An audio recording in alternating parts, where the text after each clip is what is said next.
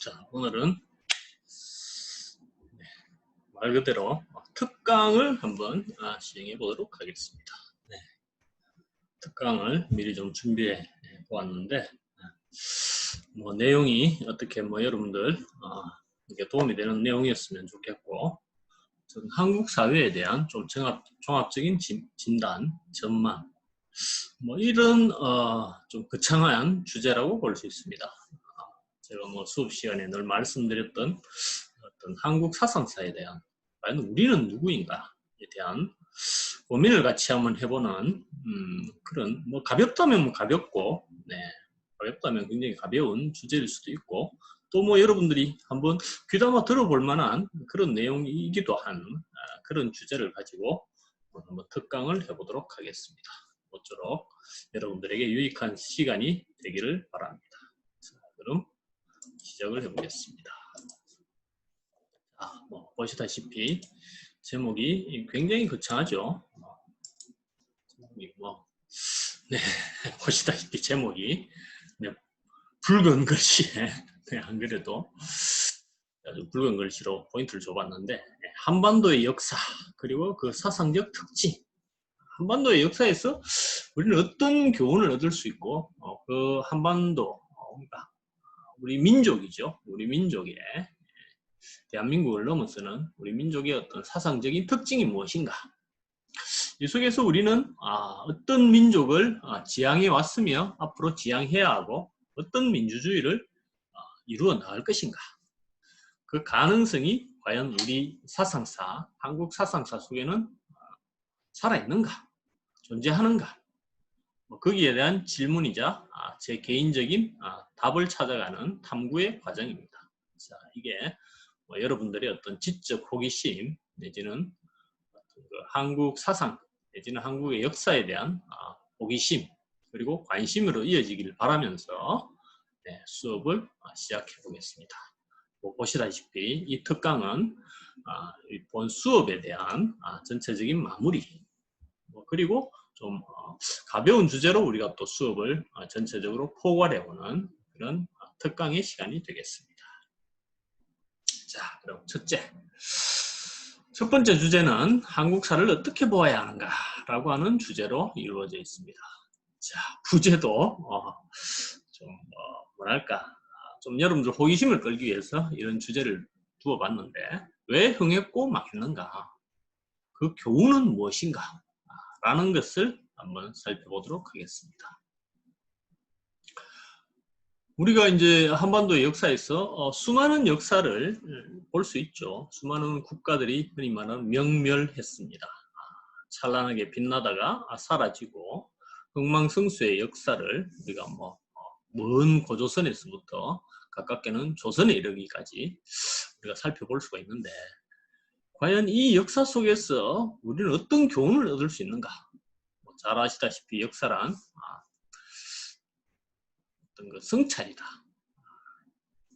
과거와 현재와의 대화, 즉 통감, 과거에 대한 성찰, 되돌아봄, 그를 통해서 대화를 걸고 그 대화에서 뭔가 교훈을 찾아나가는, 현재의 교훈을 찾아나가는 현재의 역사로 이어지는 그 교훈이 무엇인가 라고 하는 걸 살펴보는 게 역사에 대한 가장 기본적인 탐구의 자세일 것입니다.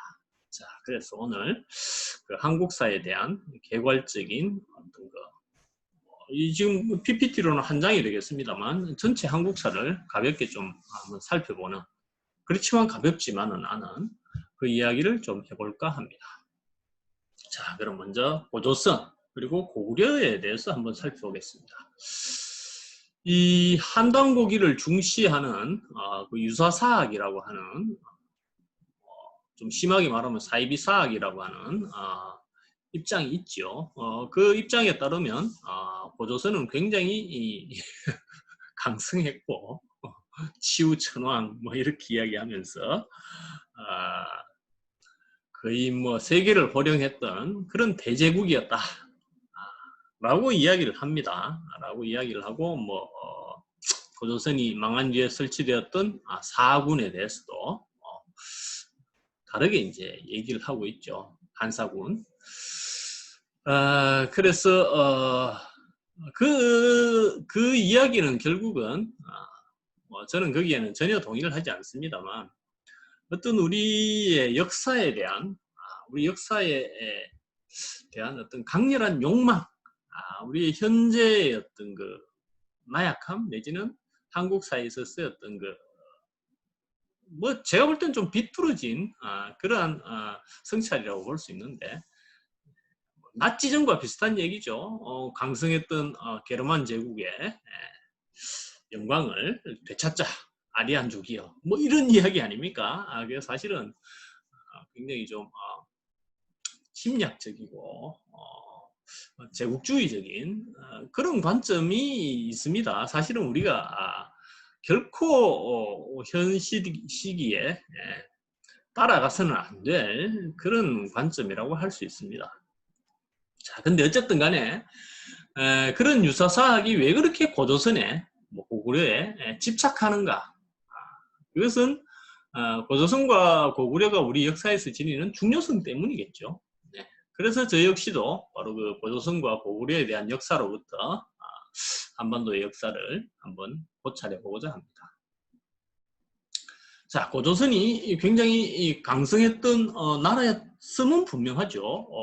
그 당시에 최고의 제국이라고 할 수 있는 한나라의 침입에 맞서서 1년간이나 왕검성을 사수해내는 뭐 원래 우리가 옹성전, 즉 농성에 강한 민족이긴 하지만 고구려도 그렇고 뭐 대대로 그렇죠. 고려도 그렇고 그렇긴 하지만 어쨌든 그 한나라에 맞서서 흔히 말하는 맞짱을 뜬 거잖아요. 굉장히 강성했다. 예, 이런 건 뭐 충분히 인정할 수 있죠. 이 정도만 이야기해도 충분히 우리가 역사 속에서 교훈을 얻을 수 있고 부끄럽지 않은 역사입니다. 고구려, 뭐 말할 필요 없죠.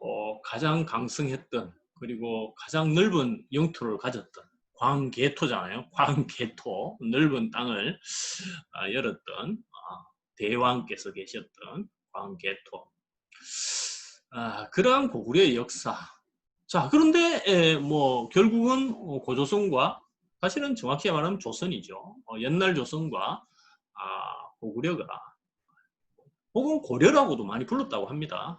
고려가 망했는데 왜 그렇게 흥망성쇠, 즉 흥망사에 결국은 이제 망할 수밖에 없었는가? 고구려가 주인이 될 수도 있었는데 혹은 고조선이 주인이 될 수도 있었는데 왜 망했을까? 라고 하는 걸 이제 한번 살펴보면 제가 이 흥망사에 대한 기본적인 여기서부터 이 마지막에 가는 통일과 분열의 변정법 이 얘기가 사실은 서론이자 결론입니다. 사실은 이 얘기를 말씀을 드릴 건데 제가 수업 때도 이 얘기는 아마 언뜻언뜻 했을 겁니다. 자, 그럼 그 교훈을 한번 얻어봅시다. 자, 그래서 고조선 혹은 고구려가 그렇게 번성할 수 있었던 것은 무엇인가? 뭐 그래서 고구려에 대해서 제가 이제 학생들에게 물어보면 뭐 군사력, 뭐 철갑 기병, 뭐 그다음에 지도력, 뭐 그다음에 뭐 자연 환경, 뭐 이런 등등의 이야기를 합니다. 다 맞죠. 모든 나라의 모든 것의 배경에는 사실은 시대적 배경, 뭐 인물, 그다음에 역사적인 배경, 자연 환경, 모든 게 다 들어갑니다. 그렇죠? 한반도, 이 한민족이 오늘날과 같은 특성을 가지게 된, 역사를 가지게 된 데는 뭐 지리적 환경, 사회적 환경, 자연적 환경이 다 들어가죠. 자, 그 모든 걸 다 인정하고 제가 오늘 살펴보는 건 뭐 보시다시피 역사의 흥망성쇠입니다. 왜 흥했고 왜 망했는가? 그 교훈이 무엇인가? 이걸 찾고자 하는 거죠. 그래서 고조선이 이제 제가 뭐 그 답은 제가 수업 시간에 한두 번 드린 적도 있습니다만 고조선이 그렇게 망할 수 있었던 건 간단합니다. 그것은 조선이 고구려가 그렇게 흥할 수 있었던 이유이기도 하고 조선이 왜 건국될 수 있었고 그리고 임진왜란이 왜 우리가 병자호란이 왜 일어났으며 심지어는 오늘날의 베트남전과 그리고 유신체제와 유일체제 이 모든 것에 대한 질문이자 답이기도 합니다. 그래서 이제 말 그대로 한국사를 관통하는 주제를 제가 이제 여러분들께 말씀드리고자 하는 거죠. 답은 간단합니다. 고조선이 흥했을 당시에 중국은 어떤 상황이었는가? 임진왜란이 발생했을 때 일본은 어떤 상황이었는가? 왜 울진 삼척의 무장공비는 베트남전 당시에 내려왔는가? 네. 그래서 이제 좀 종합적이고 좀 통합적인 좀 폭넓은 시각을 가지자라는 겁니다. 그래서 고조선이 흥했을 당시에 쉽게 말씀드리면 중국은 어떠했을까? 네, 중국이 흔히 말하는 춘추전국 시대죠. 네, 그래서 중국이 수많은 나라로 갈라져 있었습니다. 쉽게 말해서 고조선만큼의 국력이 안 되는 거죠. 내지는 고조선을 고조선에 그렇게 크게 관심을 기울일 만한 상황이 못 되었습니다. 뭐 여러분 기억나실지 모르겠지만 위만조선 기억나시죠? 위만이라고 하는 주나라의 후예가 뭐 조선으로 왔어, 고조선으로 왔어, 뭐 새로 기자조선 기자라고 하는 사람이 와서 뭐 건국을 하였다, 뭐라는 이야기가 있는데 여기에서 이제 우리가 얻을 수 있는 교훈은 몇 가지가 있죠. 첫 번째, 위만조선, 기자조선 전부 다 중국 사람들이거든요. 중국의 역사와 우리나라의 역사가 굉장히 밀접했다. 그 다음 기자가 주나라가 망한 다음에 이제 넘어왔다는 주나라의 뭐 왕족이라고 하는.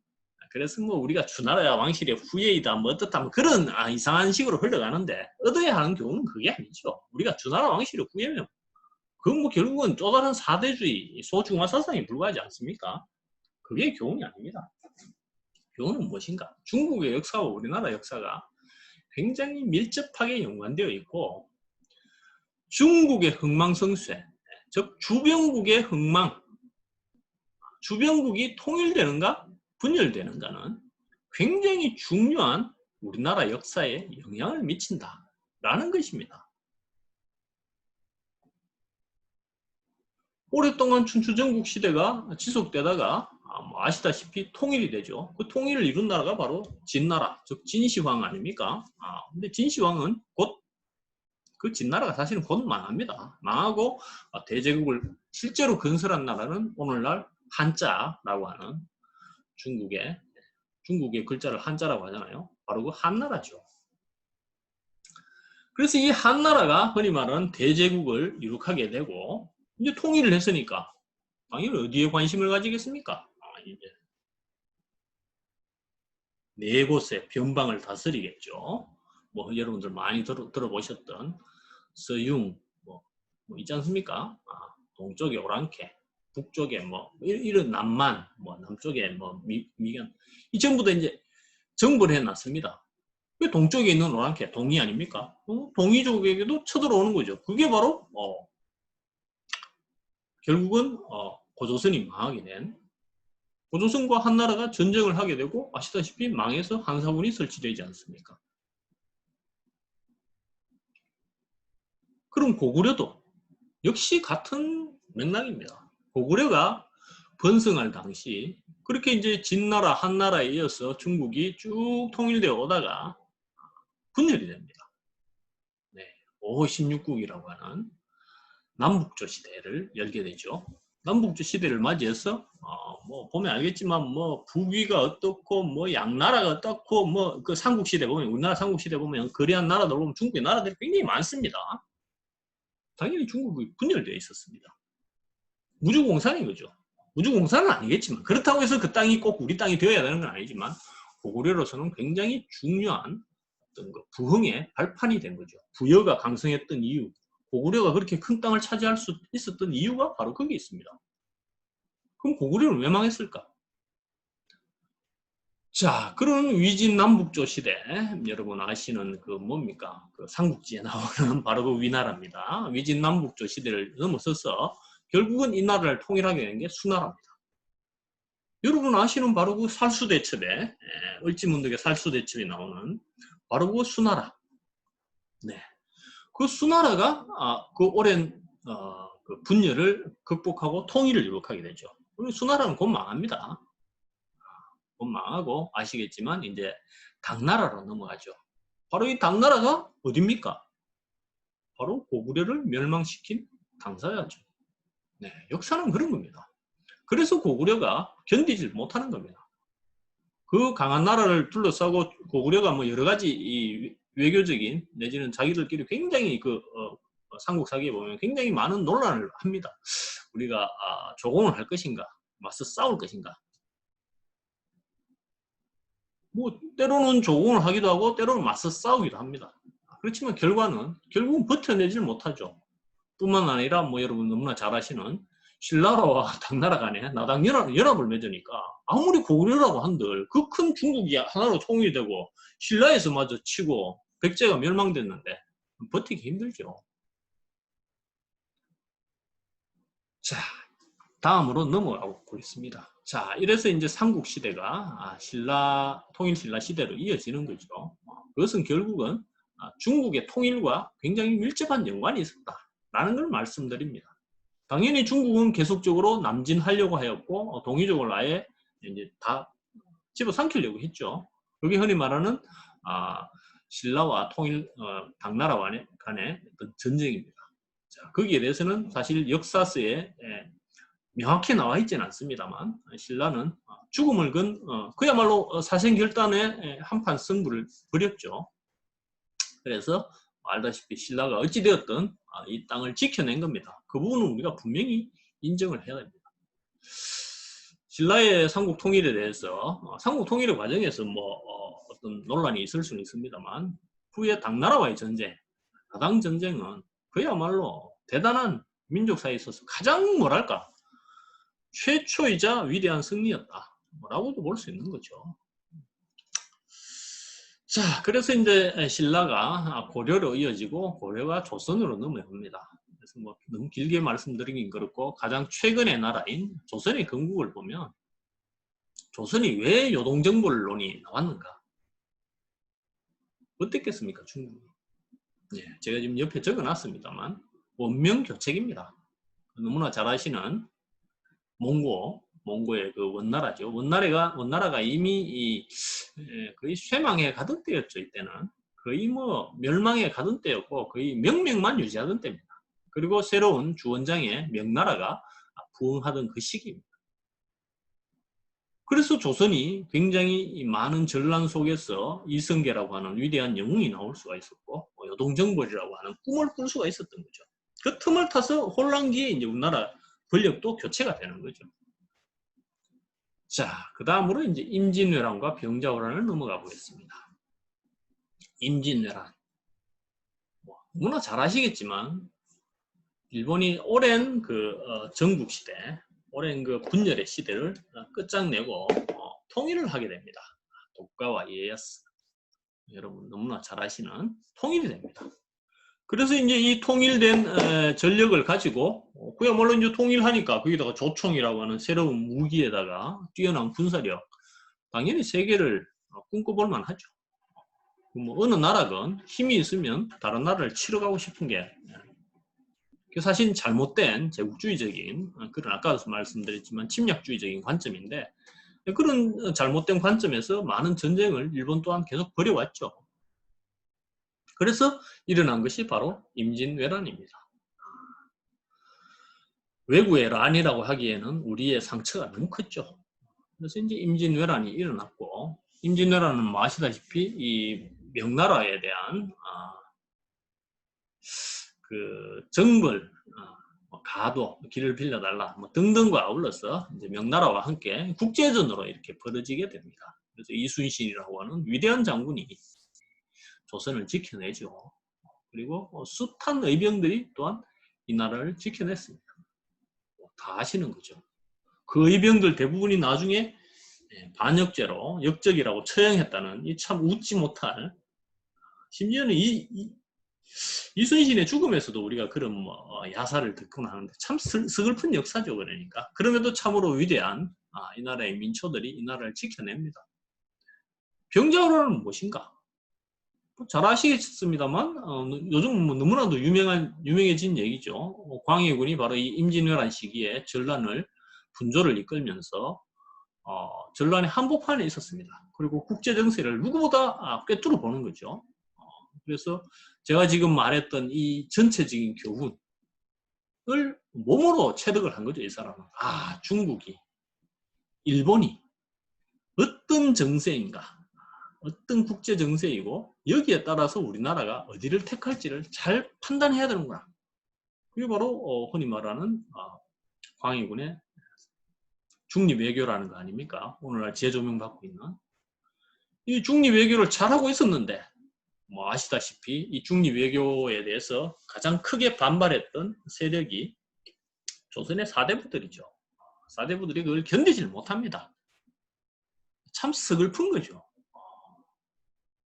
이게 우리나라 현대 역사와도 지금 현 시점과도 사실은 밀접하게 연관이 있습니다. 그 4대가 도대체 뭐길래 4대, 대국을 섬겨야 한다 이 말이죠. 그 4대주의가 결국은 광해군을 밀어냈고 광해군을 밀어내고는 다시 이제 명나라를 섬기니까 명나라는 이미 망해가는 나라입니다. 뭐 아시겠지만 이 당시만 해도 광해군의 판단이 전적으로 옳았습니다. 아시다시피. 청나라가 뭐 이미 기세등등한 대단한 기세, 그리고 뭐 청나라가 사실은 중국이 망할 때까지 그 명맥을 유지하잖아요. 그 당연히 조선이 뭐 우리는 청나라 오랑캐 너희들 싫다, 우리 명나라 섬겨야 된다, 섬길 사자잖아요. 광해군처럼만 했어도 아무 문제 없었을 때입니다. 그 괜히 이제 전쟁을 만들어갖고 다시 또 북쪽에서 오랑캐들이, 그야말로 호란 아닙니까? 호란, 오랑캐들이 쳐들어와서 이 명청조체기에 광해군의 전술과 광해군의 외교 전략과 인조 반정, 인조의 전략 무엇이 옳은가? 이건 나중에 소현세자까지 넘어갔죠. 사실 참 소현세자만 왕이 되었더라도 하는 아쉬움이 우리나라 역사를 공부하는 사람들 속에는 사실은 있습니다. 그래서 국제정세에 어떻게 대처하는가가 바로 이 우리 조선에서 가장 극심했던 남자들이 거의 뭐 씨가 말랐던 시기죠. 이 시기. 이 잘못된 나라에 잘못된 임금을 만나서 고생했던 사람들. 자, 그리고 경술국치를 한번 봅시다. 자, 그래서 이제 조선이 뭐 결국은 청나라에 굴종을 하죠. 삼전도의 굴욕 속에 9번이 이렇게 머리를 피가 철철 흘렀다고 합니다. 뭐 역사서에 그대로 나와 있습니다. 자, 그래서 청나라에 이제 다시 또 사대를 하게 되죠. 그렇게 했다고 청나라에 사대를 안 한 것도 아니에요. 얻은 건 아무것도 없습니다. 잠깐 효종이 북벌 그 얘기를 했습니다만, 그야말로 꿈이었죠. 꿈. 그야말로 어리석은 꿈이었습니다. 그 형님이 바로 소현세자인데 형님만 못했던 거죠. 그뿐입니까? 효종은 이후에 삼년상 논쟁, 1년상 논쟁 등을 통해서 이 조선의 이 유교주의가 무엇을 지향했던가를 극심하게 보여주죠. 효종은. 그가 지향했던 정치, 철저한 사대주의잖아요. 자기 아버지가 하든 인조가 하든 그 사대주의를 개성한 것. 그것도 참으로 어리석은 데다가 그 효종의 왕후가 죽고 효종이 죽고 이러면서 일어났던 게 바로 이 3년상 논쟁, 1년상 논쟁. 쉽게 말해서 이 조선의 당쟁의 시작이죠. 그런 어리석은 논쟁을 하고 있었다는 거죠. 소현세자가 과연 왕이 됐더라면 그랬겠습니까? 개혁하고 새롭게 나아갔겠죠. 잘 아시겠습니다만 정조시대에 후대 많이 내려와서 정조시대에 이른바 그 실학파들이 대표적으로 정약용이 수원 화성을 만들지 않습니까? 그때 거중기를 이용해서 수원 화성을 이렇게 만들었다. 굉장히 칭찬이 자자한데 그 거중기가 뭘 보고 했느냐? 소현세자가 가지고 온 책을 보고 했습니다. 도대체 몇 년을 까먹은 겁니까? 그것도 사실은 정조 때 잠깐 반짝하고 그치죠. 그래서 우리가 정조를 개혁군주라고 많이 칭송을 합니다만 어쨌든 조선의 거의 마지막 명멸했던 그 판단은 결국은 미스매칭했다, 역사와. 그래서 이제 조선은 청나라에 사대를 하게 되고 그렇게 해서 조선의 멸망 시기까지 청나라는 우리의 흔히 말하는 4대의 나라였죠. 4대의 나라였는데 이때 다시 또 어느 나라가 오랜 기간에 전란을 거치고 새로운 개혁, 새로운 부흥의 시대를 맞이하느냐? 바로 일본입니다. 잘 아시다시피 메이지 유신, 명치 유신이라고 하는, 그래서 사무라이, 흔히 말하는 9세대죠. 9세대를 물리치고 새로운 세대가 권력을 장악하고, 바로 그 새로운 세대의 대표 주장 중에 한 사람이 여러분 잘 아시는 이토 히로부미와 같은 그 사람들입니다.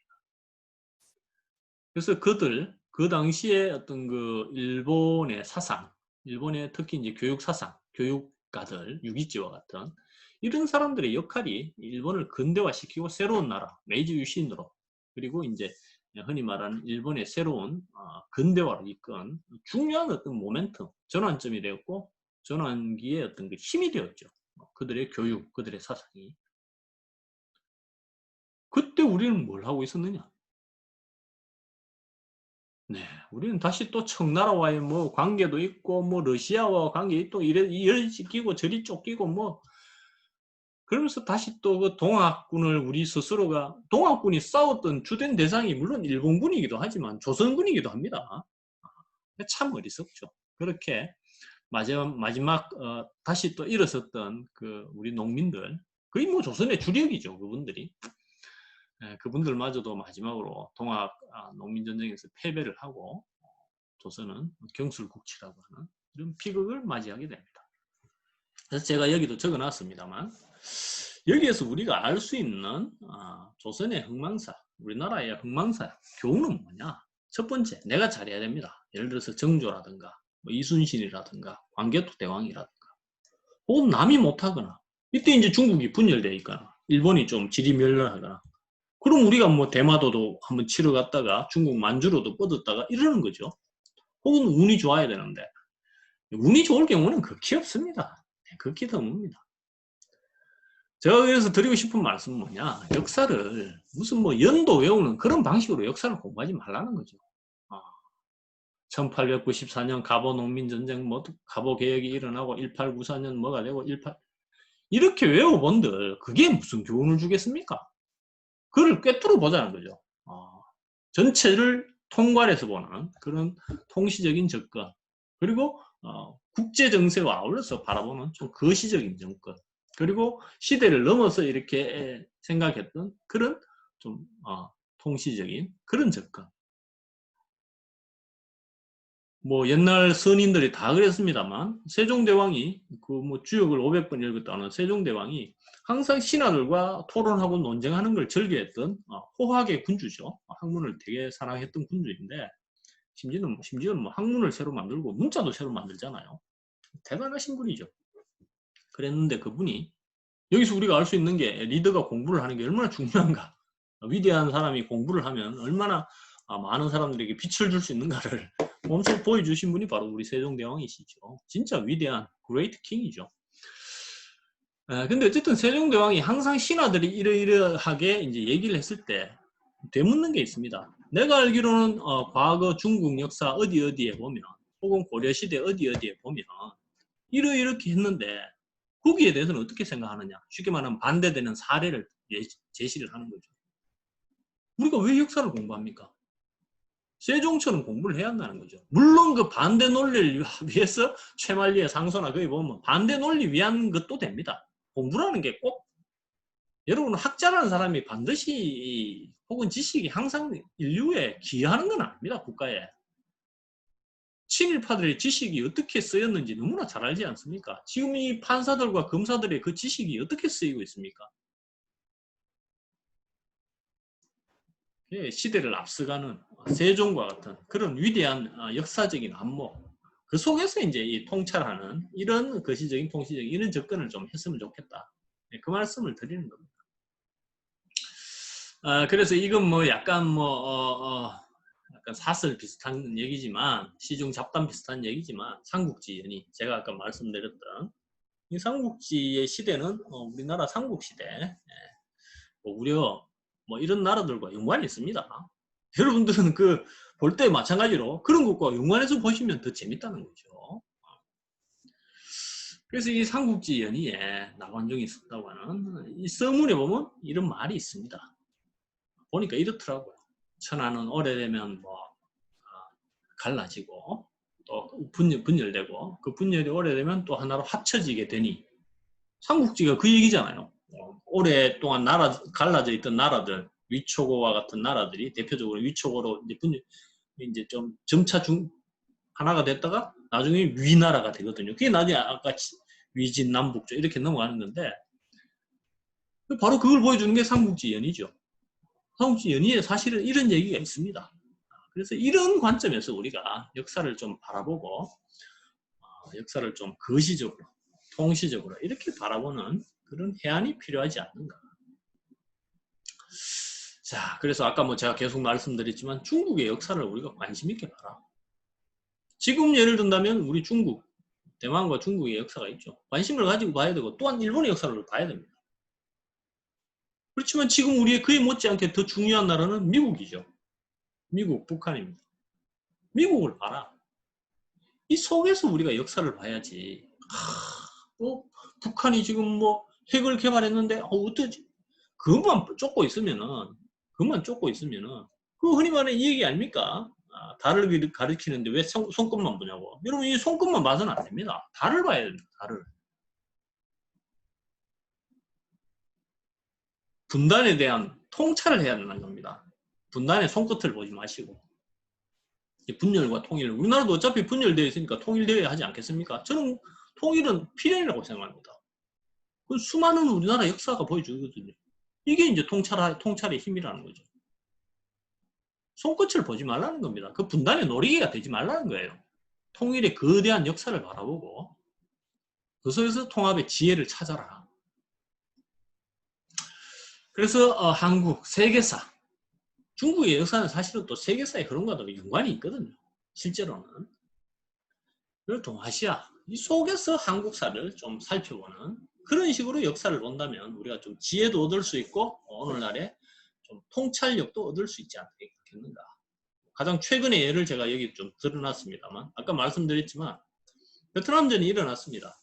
베트남전도 사실은 탈냉전이라고 하는 냉전 시대라고 하는 좀 거시적인 그런 시대의 양대 세력 간의 충돌, 그 다음에 민족 해방운동과 제국주의 간의 충돌, 자본주의와 공산주의의 충돌, 뭐 이런 여러 가지 충돌이 있습니다. 그리고 뭐 중국 혁명과 중국 공산주의 혁명이 성공한 이유거든요. 이게 중국 공산주의 혁명과 그 이후에 그 주변국 동남아시아 각국들의 사회주의가 진행되는 과정, 뭐 이런 것과도 연관이 있습니다. 이 베트남전은. 그러면서 미국이 이를 막고자 했던 뭐 그런 와중에 벌어진 게 베트남전이죠. 그럼 갑자기 왜 남북 얘기를 왜 하느냐? 이 베트남과 북한은 굉장히 흔히 말하는 혈맹입니다. 혈맹. 우리가 월남, 그때 이제 사이공이 있는 월남과 혈맹이었듯이 월맹 그 호치민이네. 월맹과 북한은 혈맹입니다. 그래서 이 베트남전 당시에 사실은 남북 관계가 굉장히 좋았어요. 좋았는데 갑자기 울진 삼척에 무장공비 사건이 나고 김신조 사건이 나고 이랬던 겁니다. 그럼 왜 이런 사건이 났느냐? 일단은 먼저 미국의 참전이 있었고요. 이것도 사실은 좀 거시적으로 봐야 됩니다. 좀 간단하게 말씀드리면 어쨌든 미국이 참전을 했고 미국의 뭐 비슷하게 뭐 참 제가 뭐 직설적인 단어를 쓰긴 그렇습니다만 미국의 뭐 비슷하게 이렇게 따라갔죠. 따라간 게 박정희 정부입니다. 박정희의 참전이 지금도 월남전 참전에 대해서는 우리 민족사회에 씻을 수 없는 치욕이죠. 사실은. 특히 가서 이렇게 했던 그 잔혹한 어쨌든 그런 게 있었습니다.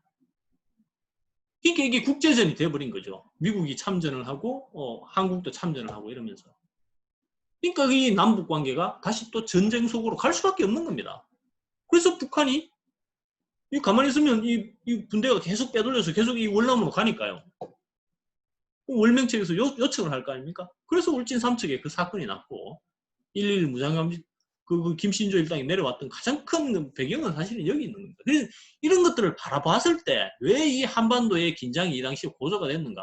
월남전 이해하지 못하고서는 이해 못한다는 거죠. 야, 그 울진 삼척에 이승복 죽인 전 나쁜 놈들. 물론 나쁜 놈들이죠. 사람 죽였으니까.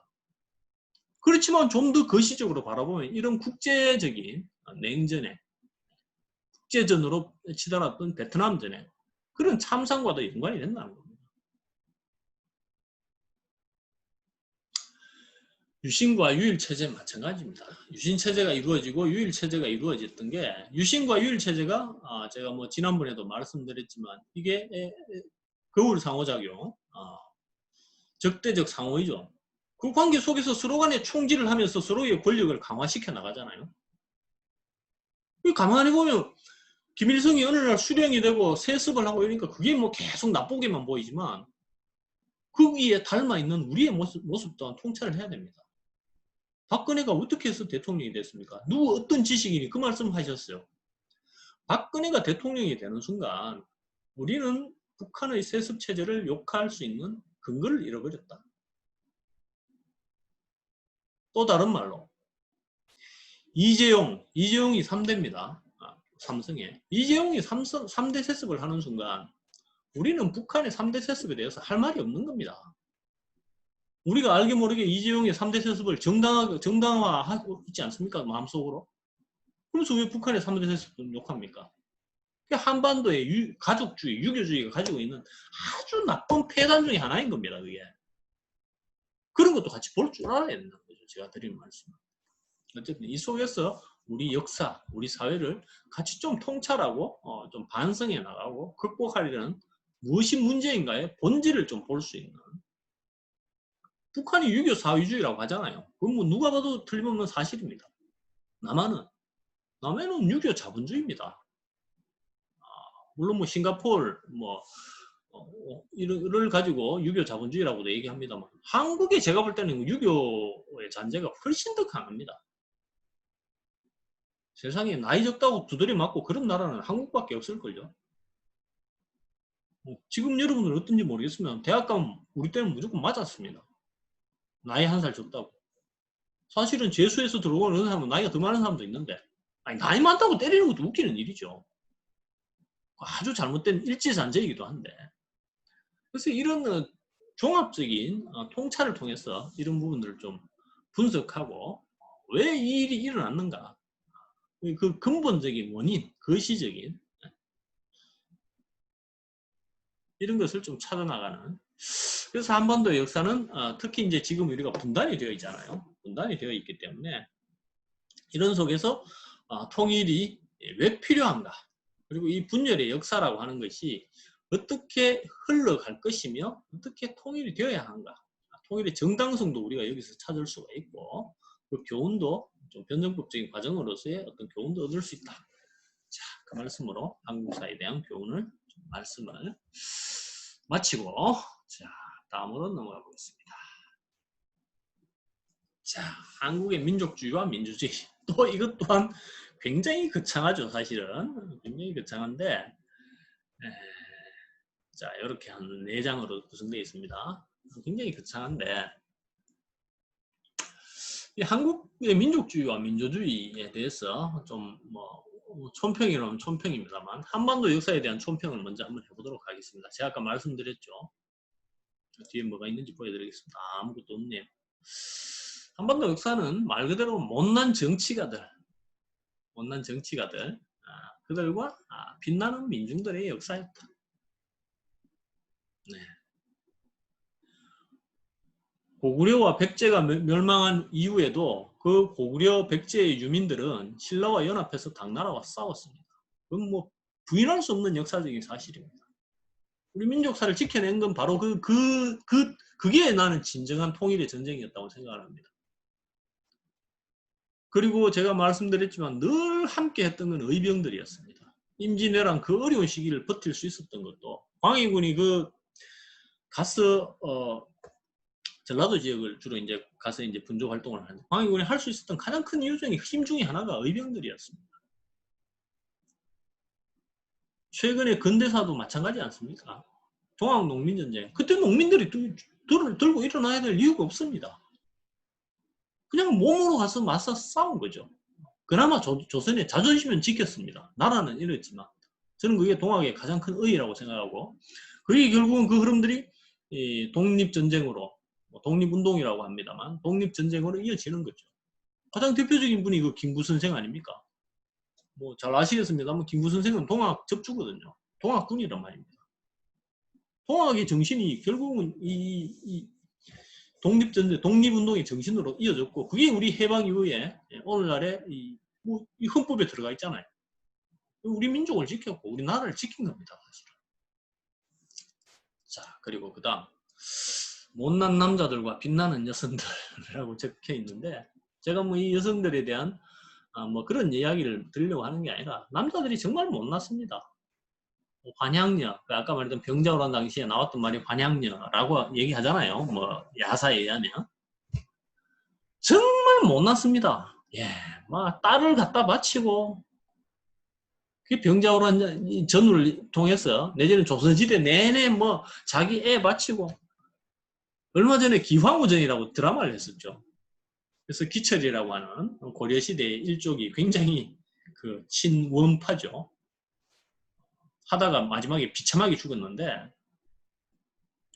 그것도 얼마나 못난 얘기입니까? 어? 자기 딸을, 자기 여동생이잖아. 기철은 자기 여동생이거든요. 기황후가. 여동생 그 팔아가지고 그 쉽게 말하면 오랑캐 땅에 몇 천리 떨어진 몇 천리가 뭐야? 몇 만리 떨어진 오랑캐 땅에 가서 그 황후됐다고 잘 됐다고 그 덕에 출세하고. 한심하지 않습니까? 최근에 위안부의 역사 말할 것도 없습니다. 위안부 역사에 대해서 뭐 이렇쿵 저렇쿵 윗선자들이 할 말이 있습니까?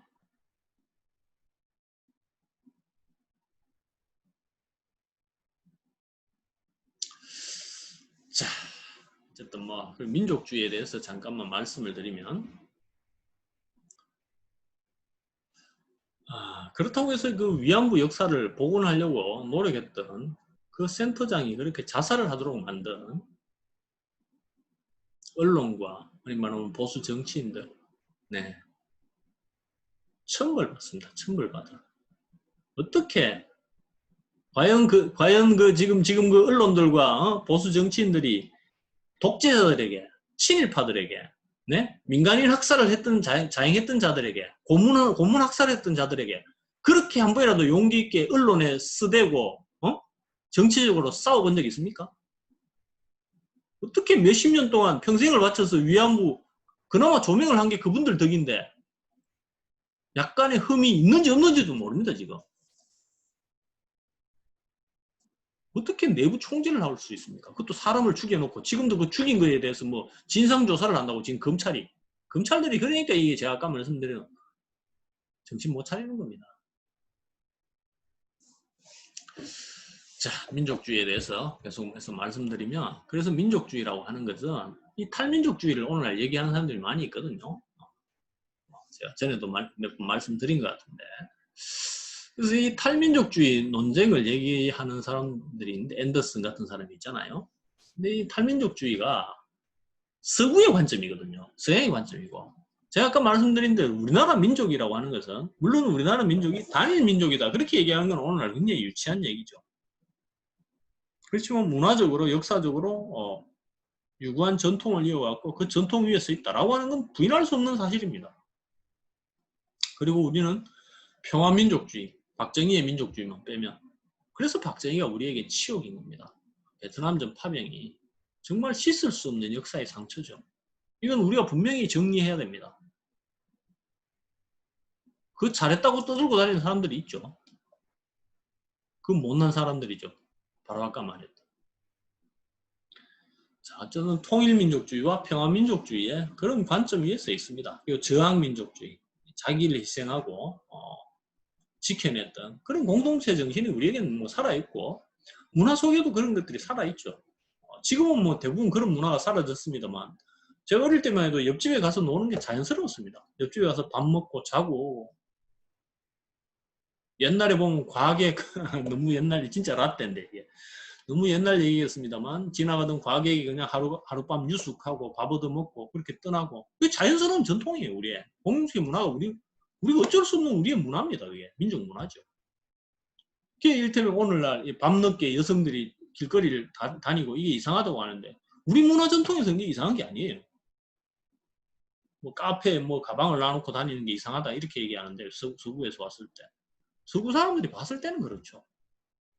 그래서 그 사람들이 가지고 있는 문화와 우리가 가지고 있는 문화, 그들이 가지고 있는 민족에 대한 관점과 우리가 가지고 있는 민족에 대한 관점이 다를 수밖에 없습니다. 그래서 우리 민족주의는 이렇게 평화, 공동체, 함께하는 이런 어떤 정서와 문화를 가지고 있습니다. 이건 어쩔 수가 없는 겁니다. 그래서 이걸 복원하고 온전히 실현하는 민족주의라고 하는 것은 우리에게 여전히 장점으로 남아있고 특히 통일시켜야 하는 과업 속에서는 더욱더 큰 중요한 이념이기도 한 거죠. 그래서 방금 말씀드린 대로 독립운동을 나섰던 유관순 열사 손톱이 다 뽑혔다고 하잖아요. 여러분 손톱이 뽑히는 고통이 어떤지 여러분 뭐 짐작할 수 있지 않습니까? 그럼에도 지켜냈던 유관순 열사 당시에 나이가 얼마 되겠습니까? 유관순 열사 여러분 알겠지만 부모님, 형제, 자매 전부 다 독립운동 그 만세운동 하면서 다 돌아가셨습니다. 그런 처절함이 있다는 거죠 우리에게. 왜 그렇게까지 해야 되는가? 그럴 이유가 없습니다 개인으로 봐서는. 근데 우리는 그렇게 치열한 정말 죽음을 불사한 여러분들은 뭐 기억 못 하시겠습니다만 박마리아라고 하는 저 러시아에서 싸웠던 러시아 혁명의 적군으로 참전했습니다. 마지막에 백군에게 잡혀서 죽을 때 자기가 적군이라 그러면 공산군이죠.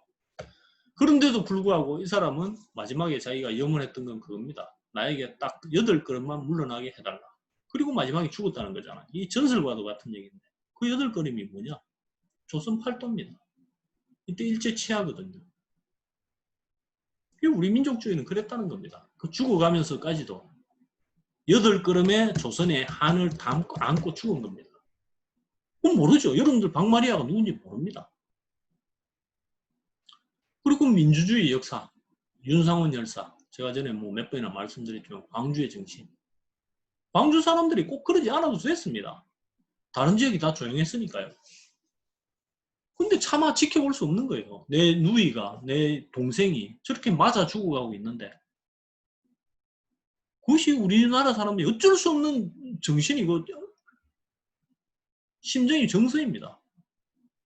이 민족에 대한 처절한, 민주주의에 대한 처절한 역사가 살아있는 게 바로 우리의 역사이고 우리 민주주의의 역사인 겁니다. 그래서 한반도 민족주의와 한반도 민주주의는 분명히 세계사 속에서도 빛나고 있고 그리고 앞으로도 아마 빛날 것입니다.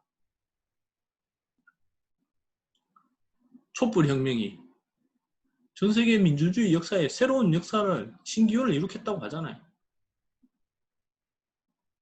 이건 제 얘기뿐만이 아닙니다. 수많은 사람들, 노암 촘스키가 한 얘기이기도 하고 하버마스가 한 얘기이기도 합니다. 우리는 분명히 위대함을 세계 속에 빛내고 있습니다. 그 위대함이라는 게 일본이 보여주는 그 침략주의나 제국주의가 아닙니다.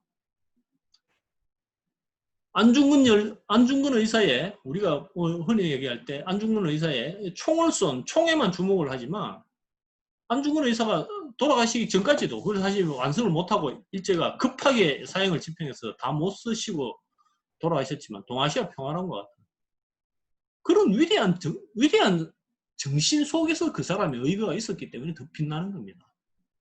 쉽게 말해서 테러리스트가 아니라는 겁니다. 그럼 평화를 논하지 않죠. 지금 그 이슬람의 테러리스트들이 평화를 논하지 않잖아요. 그냥 가서 오로지 정오만 가지고 있잖아. 안중근 의사 그러지 않았거든요.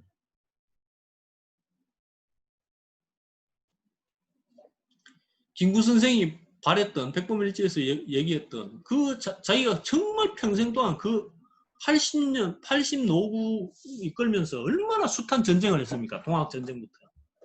그럼에도 불구하고 자기가 바랐던 나라는 김구 선생의 백범일지에 보면 군사 강대국이 아니에요. 백범 선생이 그걸 원하는 게 아닙니다. 그분이 진정 원하는 게 뭐냐? 문화강국입니다. 뭐 지금 여기다 뭐 BTS 얘기하면 갑자기 코미디가 될지 모르겠습니다만 어쨌든 문화강국이에요. 평화로운 나라. 우리는 새로운 그 정서 속에 이미 평화와 그리고 이제 그 치열한 저항의 정서 속에서도 그 정신 속에서도 평화와 공동체의 정신을 지금까지도 유지를 하고 있고 앞으로도 아마 유지할 겁니다. 그래서 한국의 민주주의는 세계의 민주주의에 분명히 빛이 날 것이며, 이제 코로나 전국 속에서도 조금씩 이제 그게 돋보이고 있는 거죠. 제 말이 뭔가 허언이 아니라는 게 어느 정도 입증이 되잖아요. 그래서 이런 것들을 우리가 우리나라 역사 속에서 우리나라 민주주의의 역사, 우리나라 민족주의, 민족 독립운동의 역사, 그건 무슨 뭐 좌익이다 우익이다 이렇게 얘기하지 말고, 아니 독립운동을 하는데 좌익이 어디 있고 우익이 어디 있습니까? 신채호 선생이 그런 식으로 말씀하시면 좌익입니다. 신채호 선생님 철저한 좌파예요. 그럼 신채호 선생님의 독립운동이 헛된 겁니까? 그 얘기가 바로 이제 그 흔히 말하는 김석원, 지금 얘기하는 누구야? 백선엽, 백인엽. 친일파들이 만들어낸 논리죠. 자기들은 친일을 한 게 아니고 빨갱이를 잡으러 다녔다 이 얘기 아닙니까? 그 사람들이 원래 말은 더 번지르르하게 더 잘합니다. 그걸 또 더 번지르르하게 언론이 잘 윤색을 해주고 판결을 법원 판사들이 더 잘해주고 다 공동체 운명이니까요. 다 똑같은 길을 걸어왔으니까. 그야말로 자기들이 혈명이죠, 혈명. 그런 그 속임수에 놀아나지 말고 진짜 그 치열했던 정신, 저항의 정신, 그리고 평화의 정신. 이 속에서 우리나라 민주주의의 역사, 우리 독립운동의 역사를 한번 돌아보자 라는 말씀을 좀 드리고 싶고 공부를 해보자. 그럼 이렇게 할 수 있었던 가장 근본적인 이유는 무엇인가? 라는 걸 좀 마지막으로 결론적으로 좀 말씀드리겠습니다. 여기에는 바로 한국 사상의 전통, 한국 사상에 빛나는 어떤 정수, 사상의 정수가 있다. 한국 사상의 특징을 몇 사람의 이야기를 통해서 이제 얘기를 제가 여기 드리려고 하는데, 여기 지금 최남선 있죠. 말론적 불교. 요즘 이 실론, 본론, 총론이란 게 이 최남선이 쓴 조선 불교 무슨 최남선이 뭐 아시다시피 이 스님이거든요. 유명한 불교학자이기도 해서 불교에 대한 종합적인 논평입니다. 그래서 이분이 하신 얘기가 물론 이제 나중에 변절을 하죠. 변절했는데 변절하기 전에 했던 이 얘기가 뭐냐? 이 실론적 불교는 뭐냐면 인도입니다. 인도는 당연히 실론적 불교죠. 그리고 사실 동양 사상의 출발점이기도 하죠. 현재까지도 인도 사상은 그 근원에 대해서 많은 사람들이 관심을 가지고 있잖아요. 그래서 실론적 불교로서의 출발점으로서의 어떤 그 특징이 인도의 불교에 있고, 본론적인 불교, 이제 꽃을 피운다는 거죠. 그게 바로 진화 불교. 당시 말로는 이제 진화라고 얘기했는데, 차이나, 중국의 불교입니다. 말론적인 불교가 어디냐? 최종 종착지가 어디냐? 완성되는 곳이 어디냐? 총론으로 이어지는 것이 어디냐? 이게 바로 조선의 불교이다. 제 얘기가 아니고 이 최남선 선생의 얘기입니다. 우리나라 불교는 그런 게 있습니다. 묘합의 원리, 인내천, 교선일치 많이 들어보셨죠? 원융회통. 절에 갔는데 삼신당이 있습니다. 그렇죠? 하늘과 바람과 구름과 뭐 이런 게 당구신화에도 나오잖아요. 인내천, 이 동학의 사상이죠. 사람과 하늘. 어떻게 하나를 이루면서 조화롭게 살아갈 것인가. 조선의 아름다움. 마찬가지로 왜 조선의 아름다움이라고 하는 것은 중국의 아름다움은 웅장미라고 얘기합니다. 그야말로 허블판에 그 거대한 왕성을 지어놓는 거죠. 그게 뭡니까? 북경의 자금성. 그 빛을 황금색으로 칠하고 용이 막 날아다니고 그 웅장한. 그게 이제 중국의 미라고 할 수 있죠. 좀 약간 중국 사람들이 약간 그런 허황된 걸 좋아하기도 하고, 인성들도 그렇죠. 반면에 일본 사람들은 굉장히 조화로운, 일본의 정은 정말 아름답습니다. 아름답고, 일본이 민화 같은 걸 보면 정말 아주 아기자기한 그런 맛이 있죠. 일본 사람들도 그런 걸 잘합니다. 반면에 한국의 미는 또 다르죠. 그래서 그것이 바로 자연의 미라고 얘기를 하는데, 고려청자, 하늘을 닮은 고려청자. 조선백자. 화려하지 않지만 그 무엇보다도 기교가 뛰어난. 저는 조선백자의 둥근 게 그냥 원인 줄 알았는데 원이 아니더만요. 누구도 흉내낼 수 없는 정교한 비례미가 있습니다. 그러니까 좌롭지 않은 좌미가 있어요. 백자에는. 그리고 조선백자의 흰색은 그 마찬가지로 담아내지 못하는 그 자연의 아름다움이 있습니다. 여백의 미가 있고 순수미가 있습니다. 그것이 조선의 아름다움이거든요. 사상적으로도 그렇단 말씀입니다. 조선의 사상은 무엇 하나 두드러지지 않지만 모든 것을 원융하는 그리고 서로 통하게 하는 그런 사상적인 힘이 있다는 겁니다. 이게 원융회동 사상이죠. 그 절정이 바로 원효의 화쟁 사상입니다. 아까 이 총론적 불교 혹은 말론적 불교라고 하는 가장 대표적인 분이 바로 이 원효의 화쟁이거든요. 화쟁, 말 그대로 다툼을 화해시킨다는 겁니다. 그래서 모든 다른 쟁론들을, 이론들을, 서로 다른 이론, 그 이로 다를 이자의 론인데 그것을 화해시키고 어우러지게 하는 불일불이 하나가 아니지만 그렇다고 둘도 아니고 이게 바로 화쟁의 묘미이자 화쟁의 원리이거든요.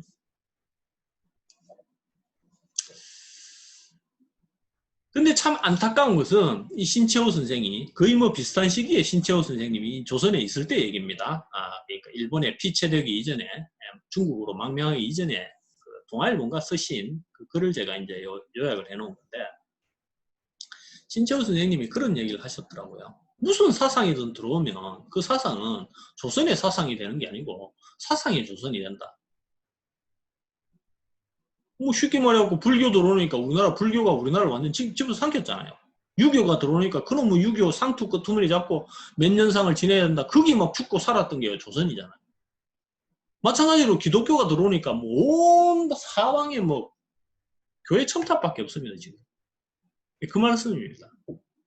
그래서 사상의 조선이 되지 말고 저 어떤 특정 외부에서 수입된 그런 사상에 질식당하는 눌리는 조선이 되지 말고 이제 조선의 사상을 만들어보자 라는 게 신채호 선생님의 말씀이었고 저도 참 여기에 공감을 해서 이 말씀을 적어놨습니다.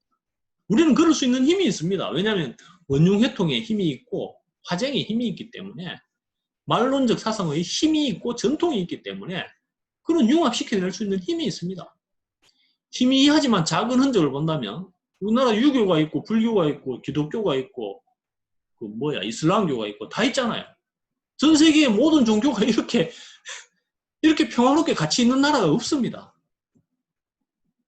현대에도 그 특징은 여전히 유지가 되고 있는 거죠. 그리고 뭐 말씀드렸지만 뭐 책가방 놔놓고 다녀도 사람들이 별로 당연하게 우리는 그렇게 생각을 하죠. 그런 특징이 있다고요. 우리가 평화와 화해의 정신이 있다고요.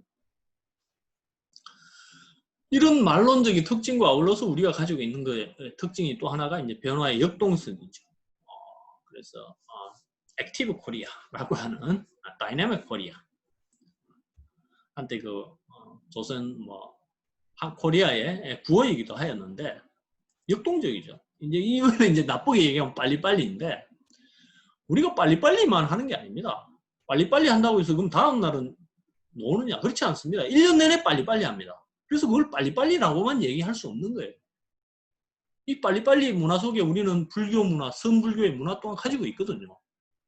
선불교의 문화가 가장 잘 녹아들어 있는 나라가 우리나라입니다. 그래서 빨리빨리의 문화만으로 우리나라를 재단하는 것은 좀 악의적입니다. 그건. 물론 그런 것도 사실입니다. 저도 굉장히 성격이 급하거든요. 사실이지만 그에 그치지는 않는다는 거죠. 그것만으로 우리를 평가할 수는 없습니다. 그래서 이 두 개가 결합된 새로운 사상, 말 그대로 원융, 녹여내서 새롭게 통합할 수 있는 새로운 사상을 만들어낼 가능성. 이게 이제 한국형 민주주의 혹은 한국적 민주주의죠. 저항과 치열함이 우리가 있잖아요. 거기다가 역동적인 목숨을 내고 투쟁을 하는. 그렇지만 그 끈기의 역사, 은근의 역사가 굉장히 오래 갑니다. 사실은. 그래서 이게 단순한 빨리빨리만으로 그치는 그 얘기가 아닙니다. 자, 그리고 변방의 중심성, 석과불식이란 말을 적어놨는데 뭐 간단하게 변방의 중심성만 말씀을 드리겠습니다. 변방의 중심성. 그래서 우리가 항상 가지고 있는 게 우리는 뭐 극동이죠. 이것도 사실은 오리엔탈리즘인데 far east는 아닙니까? far 그야말로 멀고 먼 far east라고도 얘기하는데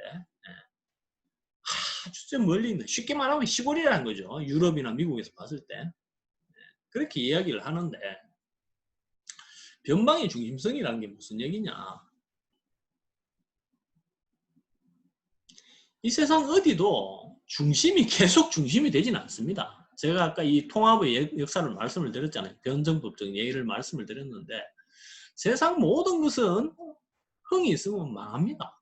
그것이 역사의 진리일 뿐만 아니라 지구의 진리이고 우주의 진리입니다. 이걸 넘어설 수는 없어요. 즉 한 번 중심이었다고 해서 영원히 중심이지 않고 그 문명이 흥했다고 해서 영원히 흥하지 않습니다. 필히 망합니다. 그리고 그것은 주변국으로 이전되는 거죠. 그 이전은 어디로 했냐? 가장 변두리에. 그렇다고 해서 변두리에 아무렇게나 있는 나라는 아닙니다. 나름대로 이제 새롭게 준비를 하고 있는 그 변두리 국가. 그게 이제 변방이 새로운 중심이 된다. 그게 이제 변방의 중심성 얘기인데 예를 든다면 그런 거죠. 메소포타미아, 그리스. 이것도 갑자기 오는 게 아니죠. 이게 사실은 이집트 이렇게 갔다가 이제 그리스로 가는 겁니다. 그리스가 갑자기 나온 게 아니거든요. 그리스의 변방이 로마로 갔다가 로마의 변방이 다시 또 유럽으로 갔다가 유럽의 변방이 미국으로 갔다가 다시 또 이제 일본, 중국 이렇게 이어지고 있는 겁니다. 그래서 우리가 중심이 되지 말라는 법이 없는 거죠. 그야말로 그게 될 수 없다고 하는 건 그야말로 자학사관이나 가학사관이죠. 그 아까 말했던 유사사학과 비슷한 아주 그 쓸모없는 그런 가학성에 진짜 그건 쓸모없는 쓰레기통에 버려야 될 잘못된 생각입니다. 우리는 그렇지도 않습니다, 사실. 자, 그래서 우리가 이런 변화의 역동성과 우리의 어떤 그 원흉회통의 사상, 자연의 미학을 담은 새로운 사상으로 새로운 세계를 준비해 나간다면 지금 우리나라 민주주의가 보여주고 있는 저력, 코로나 전국에서 보여주고 있는 이런 힘에서 볼 수 있다시피 우리는 새로운 국가로 새로운 나라로 거듭날 수 있을 것이다 라는 게 제 말씀입니다. 자, 이 박정희와 허위의 장성원 요거는 얼마나 왜곡되어 있는가를 보여드리는 겁니다. 구미의 대표적인 인물이 박정희라고 지금 널리 알려져 있습니다만 허위 선생이 있고 허영식이 있습니다. 허영식은 또한 박정희와도 연관이 있지만 김일성과도 연관이 있습니다. 그래서 이걸 좀 우리 민족사는 그래서 아직도 독립운동 이게 지금 독립운동사를 얘기하는 거거든요. 장성원까지 굉장히 복잡하게 얽혀 있습니다. 그래서 이 허위 선생이 이 군장을 달라고 했을 때 주지 않았던 아주 나쁜 그 친일 파치반 중에 한 사람이 장성원이고 이 장성원의 아들이 누구냐? 장성택입니다. 장성택이 누군지 잘 아실 겁니다. 바로 그 친일파 때려잡는 그 앞잡이가 바로 장성택입니다. 초대 내무부 장관입니까? 그렇습니다. 그리고 이 허위의 조카 종질이 바로 허영식인데 이 허영식이 사실은 만주에서 독립운동을 하는데 김일성보다 더 높았어요. 박정희는 뭐 당연히 친일파, 친일 장군, 일본 육사 가서 독립군 때려잡고 있었고 허영식은 독립운동을 하고 있었는데 김일성보다 더 높았는데 허영식이 사실은 죽습니다. 정말 처절하게 싸우다가 죽습니다. 그래서 지금 이 동북 항일연분에서 김일성은 마치 신이 되어 있는데 허영식은 북한에서는 인정을 안 해주죠. 그럼 남한에서는 허영식을 인정합니까? 안 해줍니다. 허위 장군도 지금 제대로 인정을 안 해주는데요. 독립운동이 그야말로 대표주자거든요. 상징입니다. 허위는. 그 일족의 옆에 있던 그 아주 뭐랄까 친일파 집안에 물론 형님은 훌륭하신데 그 박정희가 지금 마치 우리의 상징인 양 되어 있는 얼마나 우리 민족사가 왜곡되고 굴절되어 있는가를 보여주는 거죠. 그래서 이런 독립운동사부터 복원하고 그리고 통일운동사로 만들어 나가는 이걸 이제 통일운동의 관점에서 새롭게 분단의 역사를 모두 다 통합하는 그런 과제가 우리에게는 남아 있습니다. 그 속에 우리의 통일, 사상의 통일, 그리고 민주주의의 회복, 민족주의의 올바른 복원 이런 것들이 이루어지지 않을까 그 길에 여러분과 저도 뭐 미력 하나만 좀 도와나가는 좀 연구를 좀 더 해서 여러분들에게 좀 더 좋은 그런 강의와 연구로 보답을 할 수 있는 그런 사람이 되도록 하겠습니다. 네, 오늘 부족하지만 특강은 여기서 마치도록 하겠습니다. 네, 감사합니다.